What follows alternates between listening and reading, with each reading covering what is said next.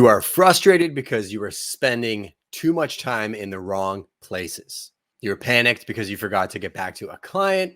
You're envious of a coworker or a competitor and you're just doom scrolling on social media, looking at all the great things that they're doing, feeling like you're not doing anything of substance yourself.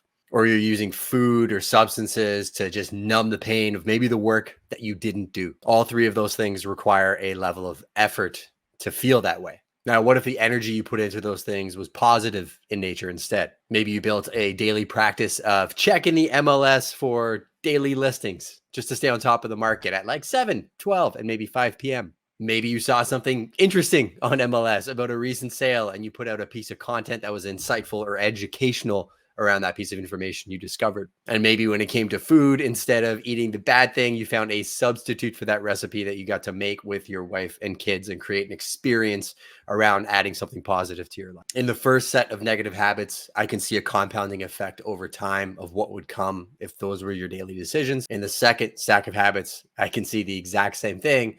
Both take a concerted effort or choice to activate, but which one are you going to choose? If you're watching this channel, you probably have some level of ambition or drive to get better.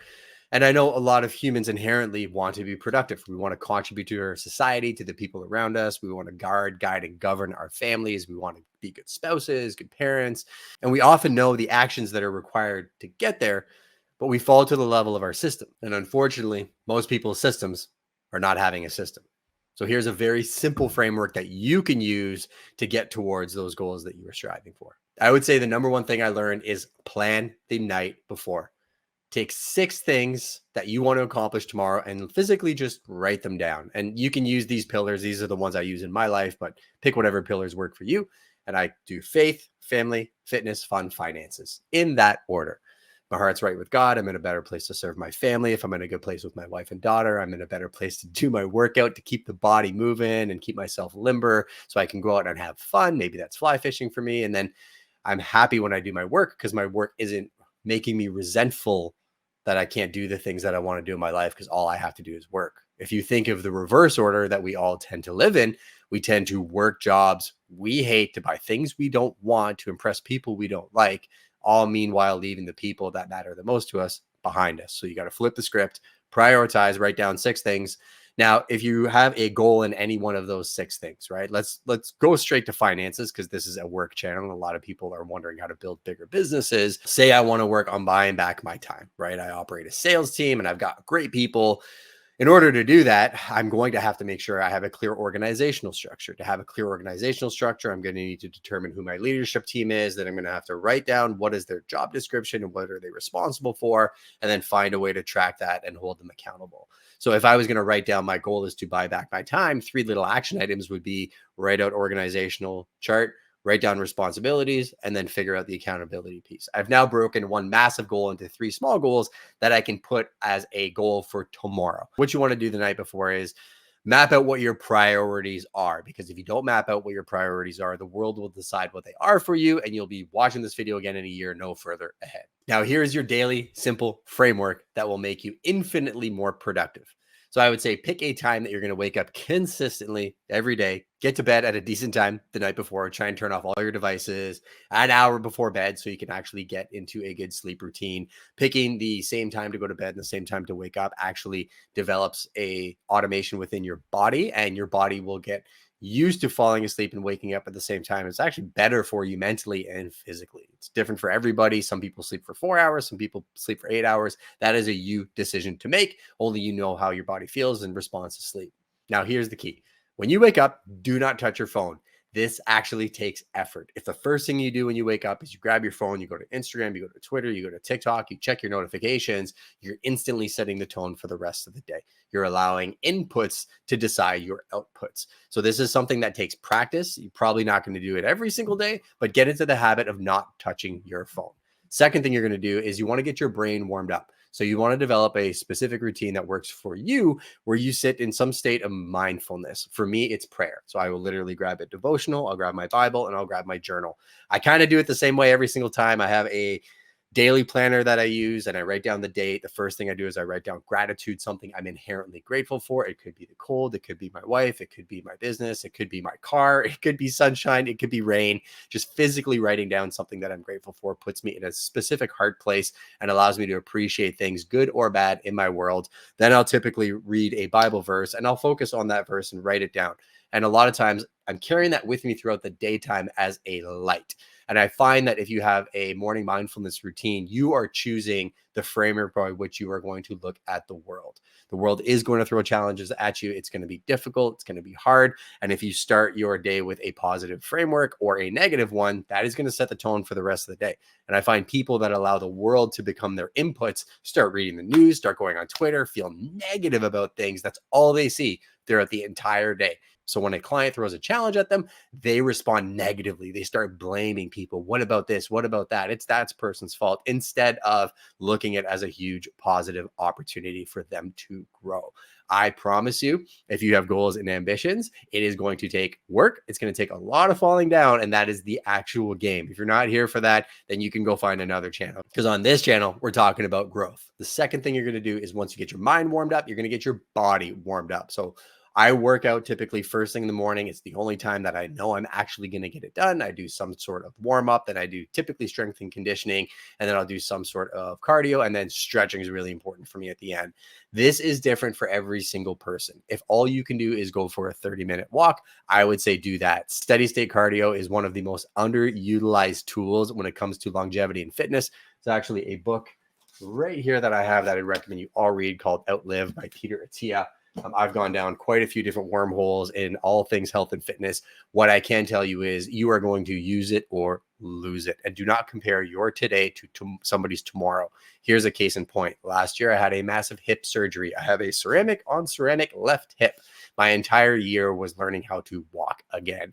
It was slow. It wasn't fancy. I had to put my ego aside and really take my time. But now that I've built the proper movement and structure, I'm working on my strength and conditioning. So what's really cool is, if you set these goals and you work on them on a daily basis, where you're going to be in a year will blow your mind. Where you could be in 5 years would absolutely change the paradigm of what you think is possible. So now that your body's warmed up and your mind is warmed up, the next thing I would do is actually not jump into your email. I used to make this mistake. The first thing I would do is jump into my comms. I'd go into my inboxes. I'd start responding to messages. You feel like you're falling forward. Instead, do your deep work. So those 6 tasks you wrote the night before, jump into that first. The 4-Hour Work Week, a book by Tim Ferriss, became so popular because a lot of business people and artists find that they do really good work first thing in the morning, but they tend to have energy depletion throughout the daytime, and then the quality of the work drops, or they put it off, or they just don't do it. So I would say have a block of time, probably about an hour, to get into some deep work. Maybe it's something really simple like building a system for your business. Maybe you're just going to review how you do qualification calls. Whatever that is for you, I would say do a little bit of deep work every single day. Then what I would do after that is I would take a good 15-minute break. Right? You did an hour of hard work. I'd get out, I'd move around, I'd get some sunshine in your eyes, maybe grab a tea and just reset, and then jump into these next 3 segments. These are critical. So first, I do a 15-minute mind sweep and time block review. Dump anything in your brain on paper or a digital brain. I have other videos on this channel about that, and just review your calendar for the day.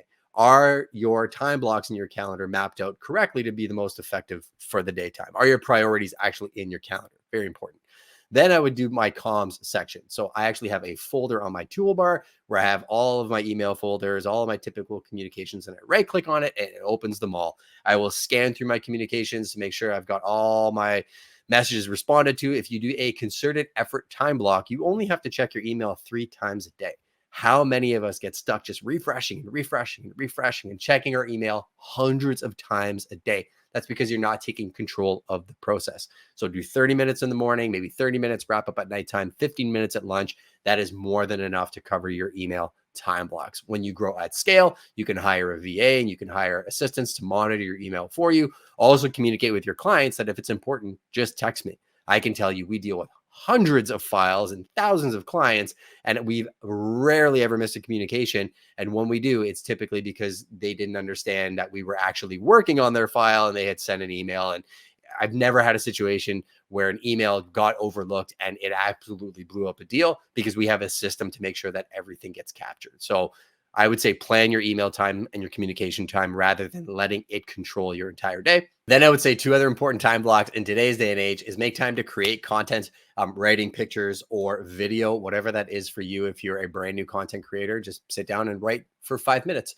You can post on Twitter. And then eventually those posts become your videos or become your photos or your captions. Creating every single day greases the groove, no different than warming up your mind and your body. I would say get those creative juices flowing, because whatever business you're in, I can tell you how important it is for the future for you to understand where the creator economy is going. And the last thing that I would say is collaborate. Find ways to get into trainings, to get into collaboration with people in your industry, find ways to jump into Facebook groups, make time for it. Referral business is one of the biggest pipelines of business at Prime Real Estate. We spend a lot of time in different real estate groups. I'll scan, sometimes see if I can inject something into the conversation, and sometimes it gives me ideas for my content. So there's a very simple framework that you can repeat on a daily basis. Plan the night before. Make sure you don't touch your phone in the morning. Get your mind going, move your body, do your deep work first, then take care of the work. If you do this on a repeating basis, I would challenge you even Monday to Thursday consistently. After about a month or two, you start falling into this pattern of knowing exactly what you should be doing when you're doing it. There's one more segment I didn't cover in this video because I feel like it needs an entire video of its own. I'll give you a brief preview. This would be the prospecting time. We have developed an entire system around prospecting at Prime. I would challenge anybody that if it only took us about an hour, we would accomplish what normal people would accomplish in 5. But our prospecting framework is very simple. We checked our inboxes, we checked our tasks, we checked our database to find anybody that's looking to take action, and then we move them into our deals board. And then we do a deals board review. It's a very simple, repeatable pattern that I don't have to think about what I do. I literally just click through the tabs and do the work. So if you are looking to develop systems for your own business, jump in the comments, let me know what those systems are. I'd love to show you some of the stuff that we do here at Prime, and I'd love to know who you are and what type of business you're working on. Also, if you got any value from this video, let me know. Let me know what your morning hacks and your routines are to be more productive, and be dropping more videos every single week. So hit that like and that subscribe button so you don't miss any future episodes.